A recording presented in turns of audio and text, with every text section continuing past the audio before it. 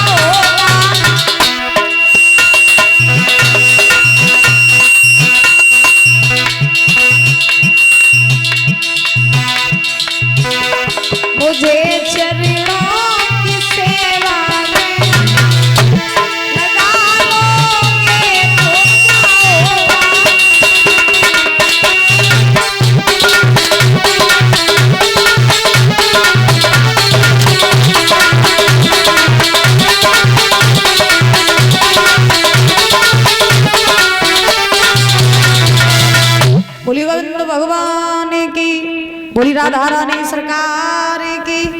आवाज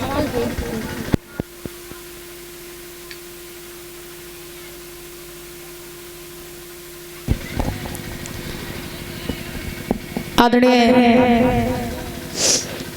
उपस्थित समस्त श्रोतागण बंधु और भाइयों, सीता अनुसुईया जैसी इस पवित्र धरा पर पल्ले वाली हमारी मातृ शक्ति माताएं और बहनें, पिता तो हमारे बुजुर्ग, दूर दूर से आए हुए सभी अतिथिगण, सभी मान भाव, सभी संत समाज, सभी पवित्र आत्माएं, प्रेम करने वाले बच्चों, पंडाल में उपस्थित सभी श्रोतागण,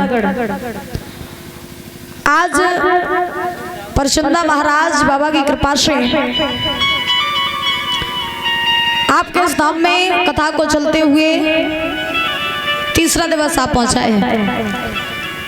जिसमें हम सभी लोग प्रवेश कर चुके हैं और बड़े भाव से आप सभी भक्त भगवान की पावन रसमयी कथाओं का स्वागत करते हुए आ रहे हैं। कल आप लोगों ने बड़ी मार्मिक कथा को सुना कि किस प्रकार से महाराज इस भागवत को सुन करके पापी धुंधकारी का उद्धार हुआ। क्योंकि कहा जाता है मनुष्य अपने जीवन में कितने भी पाप करे, अगर अंत में वो भगवान की शरण में आ जाए तो उसके सारे पाप नष्ट हो जाते हैं। धुंधकारी कितना बड़ा पापी था, जिन्हें अपनी मैया को मारो, अपने बाप को मारो, शराब जुआ मांस चरित्रहीनता ऐसा कोई महाराज काम नहीं था बुरा जो उसने किया ना हो। जब मरा प्रेत बना तो प्रेत बनने के बाद में महाराज भागवत को सुना तो उसका उद्धार हो गया। पहली बात तो देखिए, हमारा फर्ज ही नहीं बनता है कि हम कोई गलत काम करें। क्यों? क्योंकि हमारे अंदर हर चीज भगवान ने ऑलरेडी दी है। सोचने के लिए माइंड दिया है कि आप इस दिमाग से अच्छा भी सोच सकते हैं, बुरा भी सोच सकते हैं। जैसे मान लो आप रास्ते में जा रहे हैं परीक्षक जी, और रास्ते में गड्ढा दिखाई दे जाए, गहरा गड्ढा हो, और आपको लग रहा है कि इसमें गिरेंगे तो मर जाएंगे। आप जानते हैं भली भांति कि गड्ढे में गिरेंगे तो मर जाएंगे, तो आप जानबूझ के में गिर रहे तो मरियो तो बचियो। सोचने वाली बात है। अब भाई तुम्हारे भीतर दिमाग है, तुम सोच सकते हो कि क्या सही है क्या गलत है। ये गड्ढा है, इसमें गिरेंगे तो मर जाएंगे, जानबूझ के गिरे हो तो महाराज कहाँ से बचोगे, है ना। तो कहने का मतलब आप लोग जानते हैं कि पाप करने से, अधर्म करने से, दूसरों का बुरा करके, शराब जुआ मांस पराई नारी की संगत इत्यादि बुरे काम करने से हम नरक में जाएंगे। तो हम क्यों ऐसा काम करें जो हम नरक में जाएं? क्यों ऐसा काम करें? भाई हम तो अच्छा काम करेंगे ना, सत्कर्म करेंगे। भगवान ने ये पूरा शरीर जो बनाया है ना, ये महाराज व्यर्थ नहीं बनाया, बल्कि भगवान ने इस शरीर को बनाया तो किसी न किसी काम के लिए बनाया। कैसे? एक विद्वान कल्पना करते हैं सुंदर शब्दों में, ए सरनी के लगे सरनी गए, ए सरनी के लगे सरनी गए, और सरनी न गए तो सरनी के नहीं है।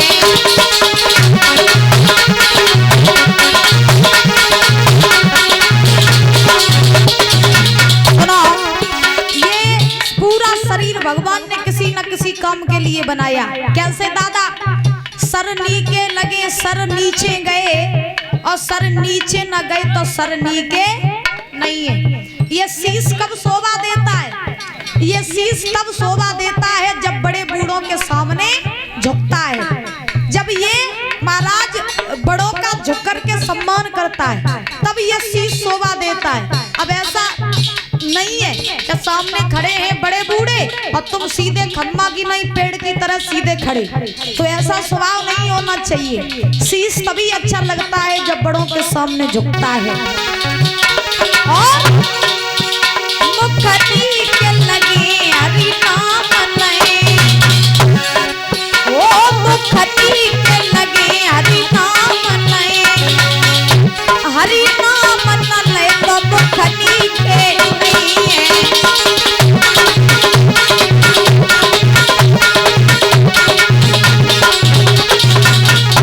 मुखनी के लगे हरि नाम लए, और हरि नाम न लए तो मुखनी के नहीं है। ये मुख कब शोभा देते हैं?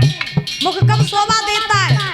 ये तभी शोभा देता है जब इस मुख से महाराज किसी के लिए अच्छे शब्द निकलते हैं। मुख तब शोभा देता है कब? जब इससे महाराज भगवान का भजन निकलता है तब। ये मुख तब नहीं शोभा देते कि जाकी बुराई करो, बाकी बुराई करो, बाकी चुगली करो, जाकी चुगली करो, बाय गारी देव जाय गारी देव हैं। और आजकल तो महाराज मुख तो वही नहीं के लगत है जो जा 2-4 गारी गौ दे न ले तो महाराज कांचे में पत्ते। सही बात है कि नहीं है? बताओ। सवेरे उठते ही उठत गारी देवो चालू। आजकल सही बताए ना तो बिना गाली के तो कोई इंसान बात ही करना नहीं जानता है। बताओ। तो आजकल मुख तब शोभा दे रही। लेकिन कभी कहते हैं कि मुख नीके लगे हरि नाम लें, और हरि नाम न ले तो मुख नीके नहीं है। दूसरी बात, वो करनी के लगे करनी के करे भैया, वो करनी के लगे करनी के करे, करनी न करी तो करनी के नहीं है।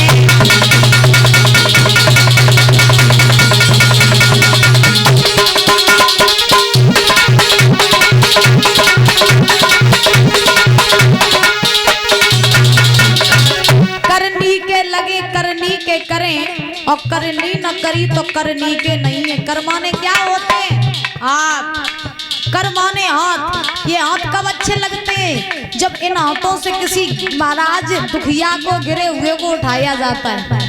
याद रखो, जब किसी बेसहारा के सहारा बनते हैं, जब किसी की मदद के लिए ये हाथ उठते हैं, तब ये हाथ शोभा देते हैं। और आजकल तो कोई उठ रहा होवे तो पाँव पकड़ के नीचे खींच दे। हाँ, कोई आगे न बढ़ जाए, कोई ऊपर न उठ जाए तो पैर पकड़ के नीचे खींच दो। कोई महाराज बेसहारा गिर रहा होगा, या रोड पे किसी का एक्सीडेंट हो जाए, किसी को सहारे की जरूरत है, तो उसको उठा करके हॉस्पिटल नहीं पहुंचाएंगे, बल्कि वीडियो बना करके सोशल मीडिया पे डाल देंगे। हाँ, ऐसा जमाना है। और लिखा, ओ पगनी के लगे तीरथ पे गए, पगनी के लगे तीरथ पे गए, ओ तीरथ न गए तो पगनी के नहीं है।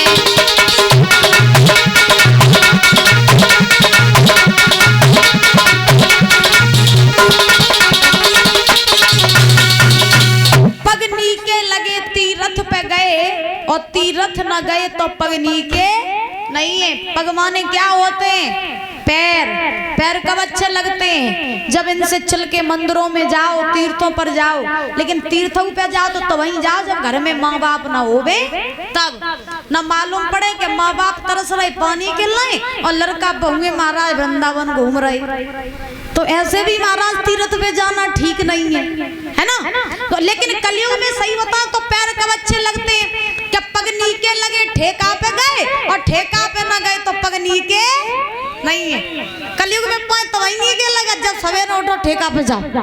हाँ, और आजकल लोगों की मनोवृत्ति कुछ ऐसी हो गई है। कैसी? सवेरे आंखें खुलती हैं तो दारू पी के, और बंद होती तो दारू पी के। तो महाराज भगवान ने ये शरीर जो बनाया है, ये किसी न किसी काम के लिए बनाया है। हमारे अंदर दिमाग दिया है, अच्छे बुरे की तो हम परख कर सकते हैं, अच्छे बुरे को हम पहचान सकते हैं। लेकिन अब आंखें पे पर्दा डाल के तुम गड्ढा में गिर जाओ तो महाराज उसकी गारंटी हम नहीं ले सकते हैं। हाँ, सबसे पहले तो देखो, कोई जान अनजाने में या जानबूझ के कोई पाप करो ही ना। और अगर जाने अनजाने में कोई भूल हो जाए तो उसके लिए परमात्मा से क्षमा मांग लो, लेकिन उस गलती को दोबारा दोहराओ नहीं। लेकिन आजकल लोग क्या करते हैं, जो गलती कर देते हैं महाराज उसको दोबारा दोहराते हैं। ऐसा नहीं करना चाहिए। सूत जी महाराज 88,000 ऋषियों को नैमिषारण्य में बैठे हुए कथा श्रवण करा रहे हैं। भी आपने सुना किस प्रकार से परीक्षित जी का जन्म हुआ उत्तरा के गर्भ से। परीक्षित जी को महाराज श्राप लगा। समीक ऋषि के पुत्र श्रृंगी ऋषि ने श्राप दिया कि हे राजन, तुमने मेरे पिता का अपमान किया, यानी संत के गले में मरा हुआ सर्प डाल दिया था राजा परीक्षित ने। तो संत के पुत्र ने श्राप दिया कि 7वें दिन तुम्हें तक्षक सर्प डसेगा। तो राजा परीक्षित को महाराज, अब देखो, राजा परीक्षित ने अपने जीवन में कभी भी महाराज बुरा करने की तो छोड़ो, कभी भी राजा परीक्षित ने महाराज बुरा सोचा तक नहीं। लेकिन अब राजा परीक्षित से इतना बड़ा अधर्म हुआ, इतना बड़ा पाप हुआ कि तपस्या करते हुए संत के गले में परीक्षित ने मरा हुआ सर्प डाला। तो ये सारी कहानी किसके पीछे बनी महाराज? बताओ, कलयुग के पीछे। किसके पीछे? कलयुग के पीछे। क्यों? क्योंकि अगर कलयुग राजा परीक्षित के सर पर न बैठता तो राजा परीक्षित को कभी भी महाराज श्राप नहीं लगता। और एक बात आपको स्पष्ट बता दें कि जिसके सर पर कलयुग सवार हो जाता है, उसकी बुद्धि महाराज खराब हो जाती है। और कलयुग का वास कहाँ है? कितनी जगह? 4 जगह। अभी भैया ने बताया था कितनी जगह है कलयुग का वास? 4 जगह। अम्मा कौन कौन सी जगह बताओ?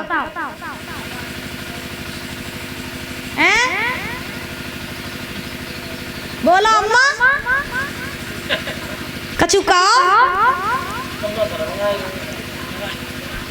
ना भूल जाती। चलो ना भूलो, ना हम बताए दिए, तुम शर्माओ नहीं दादी। हाँ बोली वहां के बिहारी लाल की महाराज 4 जगहों पर कलयुग का वास होता है। कहाँ? शराब, जुआ, मांस, पराई नारी की संगत और बेईमानी का सोना चांदी ब्लैक मनी जहाँ रखी होगी वहां पर महाराज कलयुग का वास होता है। अब देखो इन 4 जगहों पर कलयुग का वास, और आप जब जानते हैं कि इन 4 जगहों पर कलयुग का वास है और जान बूझ के आप वहीं गजाए रहे हो तो महाराज कलयुग सर पे तो बैठ ही जाएगा, कलयुग बुद्धि खराब तो कर ही देगा। और 4 जगहों से अगर बच जाओ तो महाराज कलयुग का प्रकोप कभी भी आपके ऊपर नहीं होगा। लेकिन जानबूझ के गड्ढा में गिरी हो तो महाराज हम नहीं जानते फिर क्या होगा। जैसे कि राजा परीक्षित के सर पे कलयुग सवार था, वो सोने का मुकुट पहने थे। मुकुट किसका था? वो मुकुट था जरासंध का। ये पांडव जरासंध को मार करके मुकुट लेके आए थे सोने का। पांडवों ने खुद वो मुकुट नहीं पहना, महाराज खजाने में रख दिया। पांडवों ने जब राजा परीक्षित को राजा बनाया तो राजा परीक्षित ने यही मुकुट अपने सर पे धारण कर लिया। अब परीक्षित तो जानते नहीं थे कि ये मुकुट महाराज जरासंध का है, तो उन्होंने पहन लिया जाने अनजाने में। कलयुग ने मौका पाया तो उनके ही सर पे बैठ गए। लेकिन कलयुग की एक खासियत है जो महाराज न सतयुग में रही, न त्रेता में रही, न द्वापर में रही। कलयुग की एक खासियत है कि महाराज जो कोई भी कलयुग में भगवान का नाम भाव से एक बार भज लेता है वो कलयुग से पार हो जाता है। तभी तो बाबा गोस्वामी तुलसीदास जी कहते हैं बड़े सुंदर शब्दों में, महाराज लिखा है, माइक खोलो, हारमोनियम वालों,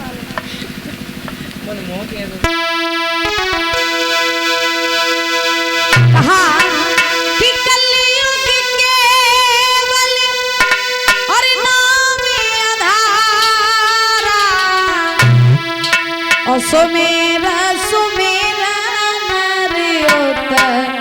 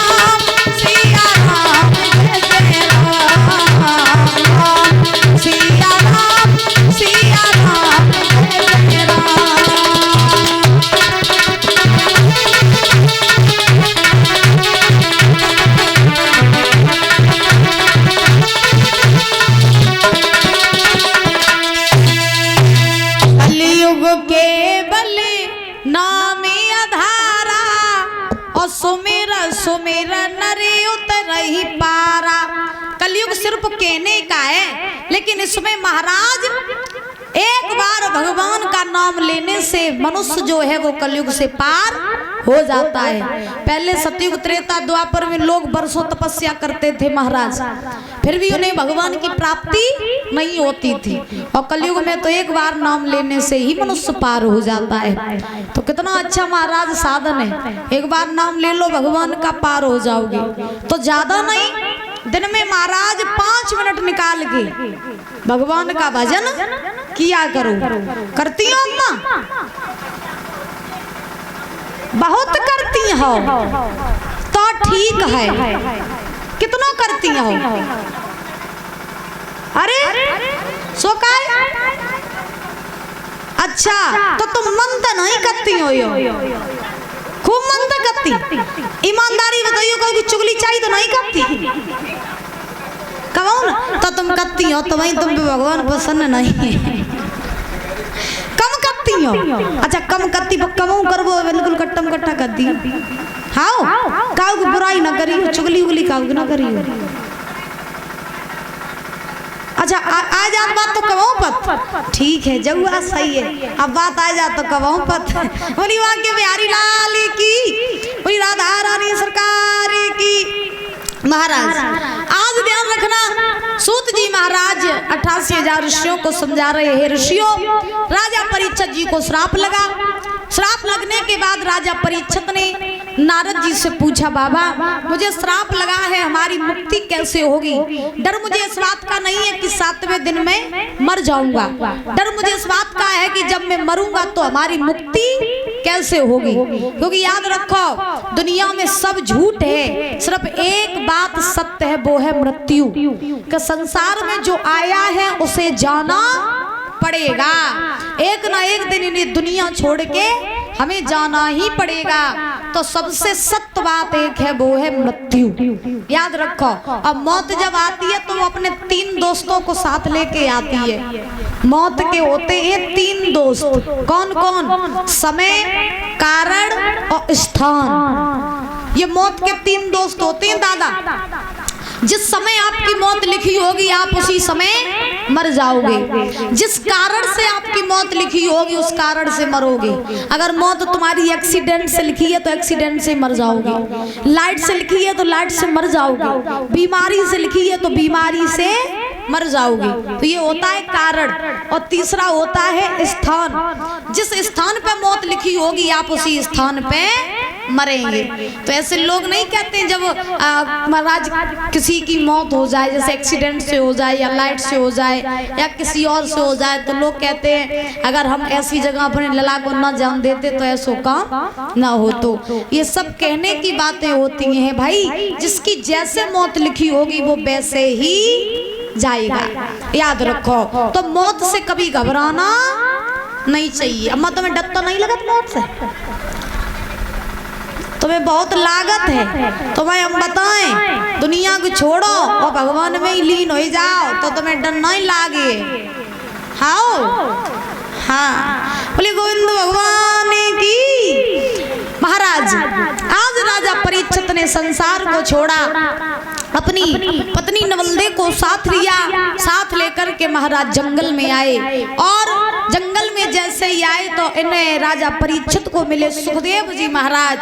और जब सुखदेव जी महाराज मिले तो इन्हीं सुखदेव जी महाराज ने राजा परीक्षित को ये साप्ताहिक कथा सुनाई थी। इसीलिए ये 7 दिन की कथा कराई जाती है। न तो दादा आप जानते हैं कथा तो अथा है, जिस प्रकार से समुद्र की गहराई को नहीं मापा जा सकता है उसी प्रकार से कथा की गहराई को नहीं मापा जा सकता है। समुद्र में जैसे घुसते चले जाओगे तो नहीं डूबते चले जाओगे, ऐसे